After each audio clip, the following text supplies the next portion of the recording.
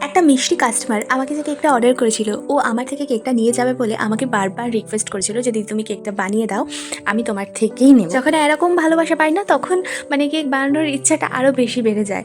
আসলে কাস্টমারটা থাকে প্রায় শিয়ালদা থেকে অনেকটাই দূরে, এবার আমি থাকি সোনারপুর। আর ওর সেলিব্রেশন করার মতন কেক নেয় বলতে খুবই ছোট ছোট কেক নেয়, কারণ ওর সেলিব্রেশনের লোক কম থাকে। তো ও আমাকে বলেছিল দিদি তুমি কেকটা বানাও, তুমি কোনো চিন্তা করো না, আমি তোমার লোকেশন থেকে পিক আপ করবো। আমি বললাম এতটা দূর থেকে তুমি এসে কেকটা নিয়ে যাবে?